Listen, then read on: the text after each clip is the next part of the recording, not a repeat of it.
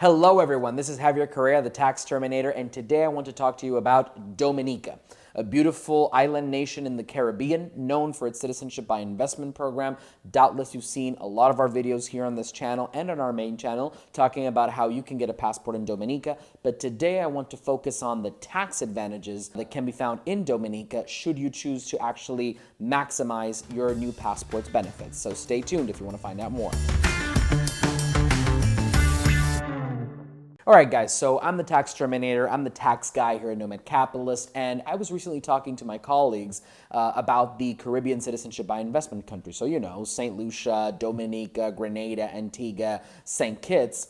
And it often comes to mind how we usually talk about these countries from an immigration perspective. We talk about how these countries make a lot of sense when it comes to getting a passport by investment, becoming a citizen through a donation or the purchase of real estate, in some cases through bond purchases.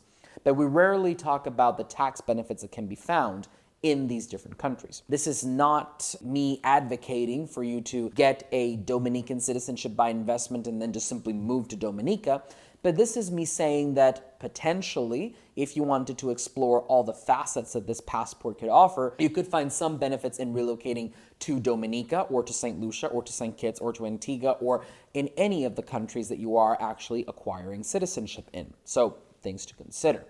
Now, when it comes to the benefits of Dominica, we do have to take things with a grain of salt. So I would say that out of the 5 Caribbean citizenship by investment program countries, Dominica is definitely the least interesting. And this is both from an immigration perspective and from a tax perspective. Doesn't mean it couldn't work for you. It doesn't mean that Dominica isn't the right option for the right kind of person. I just believe that Dominica maybe is the option that is less applicable to the vast majority of people. And I'll get to that in a sec as to why I believe that. And from an immigration perspective, I do believe that it would be interesting if you could refer to one of the videos that one of my colleagues on the immigration side has made with regards to Dominica for further information.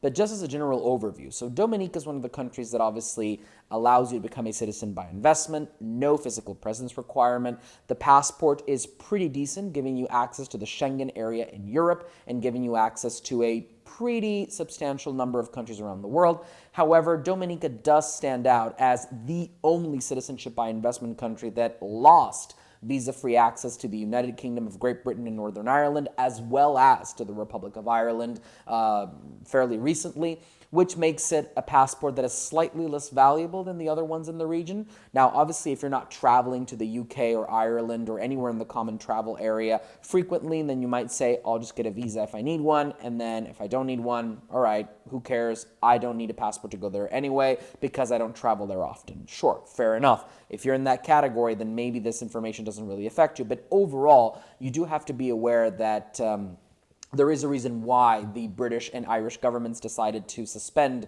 visa-free access for Dominican passport holders. They believe the program was not following the sufficient security and background check standards. We do hope that Dominica will regain access soon, but as of now, the situation is what it is.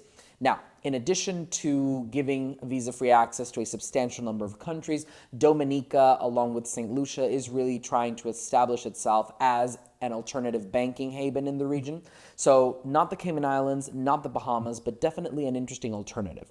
There are many banks in Dominica. Minimum deposits tend to be relatively low. Remote opening is still widely available. Multi-currency accounts are the norm. And I would also add that in these Caribbean islands that are up-and-coming financial hubs or banking hubs, such as Dominica and St. Lucia, you find a higher degree of crypto-friendliness. So you do find a lot of banks that are willing to deal with people who have their source of wealth in crypto. And you also find a lot of banks that are willing to provide some kind of on-ramp, off-ramp service where you can bring in your crypto and they'll help you convert it into fiat, be it US dollars, euros, British pounds, or the currency of your choosing. So definitely for those purposes, Dominica could be very, very interesting. In addition to that, when it comes to the timing of obtaining the passport, my immigration colleagues could provide far more details. But in essence, you're talking about a passport you can obtain in as little as around 12 months, provided that you are actually filling out the documents appropriately and in a timely manner. Now, what can I say on the tax side? On the tax side, as I mentioned earlier, Dominica also stands out, unfortunately, as the country that offers its citizenship through investment in the Caribbean that is the least interesting. And the reason for that is, unlike Antigua or St. Kitts that do not impose any type of taxation on individuals, unlike St. Lucia that has remittance-based taxation, unlike Grenada that has territorial-based taxation, Dominica taxes its tax residents on worldwide income, meaning that if you become a tax resident of Dominica, you will be subject to tax on both foreign and locally sourced income. There is no special incentive in that regard. So just off the bat, Dominica doesn't seem like it's going to be a winner. What is interesting is that Dominica does not have citizenship-based taxation. So just to clarify, especially for my American audience out there, the only country in the world that effectively has citizenship-based taxation is the United States. Now, I do know that there are many people who will say in the comments, Javier, you're forgetting about Eritrea, Tax Terminator, don't forget about Eritrea. But the fact of the matter is, Eritrea has a much smaller population. Its impact in global finances is obviously much less significant than that of the United States of America. And as a result, the application of this citizenship-based taxation, quote unquote, that Eritrea has is extremely limited. In fact, they have a lot of enforcement issues as well. So for practical purposes, the USA is really the only country in the world that effectively taxes its citizens regardless of where they live and regardless of whether or not they spend a single day on U.S. soil during the tax year. Now, I do think Dominica can still be very interesting because, number one, simply having its passport does not create a tax obligation. So especially for Americans that I just explained what condition they have, you must understand that acquiring a Dominican passport through investment, for example, does not mean that you will have any additional tax obligations if you do not live there. Meaning that you can have your Dominican passport, you can travel with it, you can use it as an identification document, but ultimately you will not be taxed in Dominica unless you actually live in Dominica. In addition to having residence-based taxation, which is already an advantage, especially if you're coming in from the U.S. perspective, there is one interesting element that makes Dominica stand out, which is that Dominica does not tax capital gains. Let me say that again.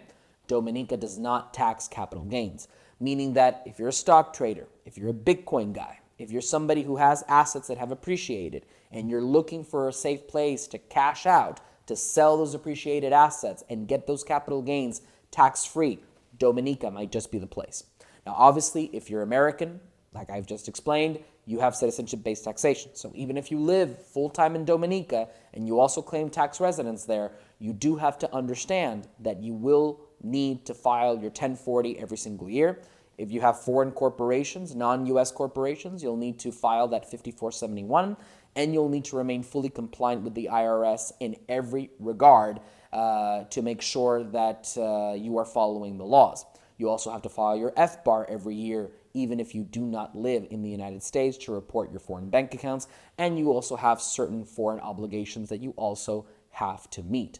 Now, for the FBAR, remember, $10,000 is the threshold, and it's not per account, it's in general. So if I have 15 bank accounts, none of which have $10,000 in them, but ultimately altogether have $10,000 or more, I have to file that FBAR. So pay attention to that. If you are European or Canadian, you can simply depart your tax system. You have to leave properly. You have to make sure that you've properly paid your exit taxes, the departure taxes, they call it in Canada.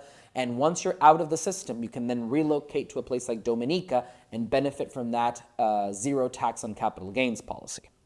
If you're American, and you'll say, well, Javier, what's in it for me? I'm taxed based on my citizenship anyway. You have to understand that when you go abroad, you are obtaining an array of benefits, which means that you have access to lower cost of living, greater asset protection, more privacy.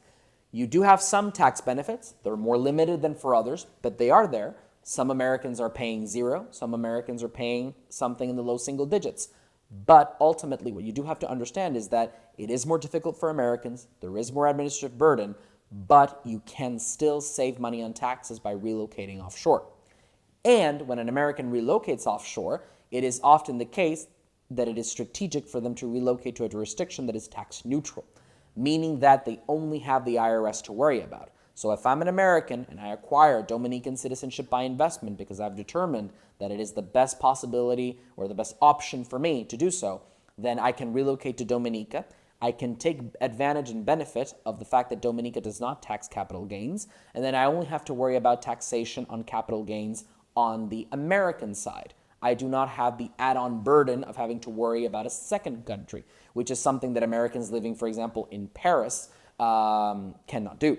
Right? If you live in a high-tax country and you're also American, you have to worry about the potential repercussions of taxes on both sides. Now, you'll tell me, yes, Javier, there are tax treaties. You can credit one tax paid here to the U.S., etc. That is true, but again, you have administrative burdens to worry about. You need more procedures. You need to file more forms. If you're simply in a tax-neutral jurisdiction, you just have to worry about the U.S., and that reduces your overall burden, the cost of accountants and tax attorneys, and so forth. Overall, I think Dominica is very interesting. Now, the other reason why I believe combining Dominican tax residence with a Dominican passport by investment is a possibility for some is that in many cases, when you're departing a high-tax country, you need to really show that you will become tax resident of another jurisdiction. So, by showing that you've acquired the passport, that you're establishing ties there, it is more likely for your high-tax country to let you go. And even if they have let you go, it is important that you do not become a tax resident of nowhere. It's important that you are able to show to different banks and brokerages and to the tax authorities back home that after departing, you have obtained a tax residence elsewhere. If you're American, obviously your tax residence goes with your passport, but some of the key benefits of going abroad are dependent on certain variables. So for example, the foreign earned income exclusion, one of the main things Americans look for when they relocate abroad. Obviously, most people go for the physical presence test, which means they spend 330 days outside of the US in any given 12-month period and therefore apply for the foreign earned income exclusion. But in other cases, some Americans want to apply for the foreign earned income exclusion through the bona fide residence test, which is far more interesting for those people who want to go back and spend a bit more time in the US. So if you're going through the physical presence route, you're essentially limited to around 30 days per year in the US. If you go through the bona fide residence route, you can increase that to around 90 days per year. So it gives you more time to go back for business, family, or friend visits, which is very valuable if that is your situation. Bona fide residence is far more subjective than the physical presence test, meaning that you have to really prove that you've established ties with your new home country. You have to prove that your life, your center of vital interest, has truly moved to a new jurisdiction. Obtaining a passport, getting a home there, and establishing banking and other local and social ties can be extremely valuable for the IRS to essentially allow your claim to get the foreign earned income exclusion through bona fide residence. So it's important if you're ever audited and if you're spending time in the US that you have all your ducks in a row, and definitely having that passport combined with Dominican tax residence could be very useful for that FEIE claim. Now I want to stop here because really Dominica doesn't have any other attractive features other than the tax-free capital gains. It is a place where you can get very interesting asset protection. It is an interesting alternative for banking. And the important thing is whether you're considering Dominica, St. Lucia, St. Kitts, Antigua, or Grenada, any of the Caribbean Citizenship by Investment programs, you have them all under one roof here at Nomad Capitalist. So if you want to learn more about Dominica or any other program that I have referenced in this video, go to nomadcapitalist.com/apply. We'll be more than happy to help you. Drop a comment down below with your favorite CBI country. Follow, like, and subscribe, and I'll see you in the next video.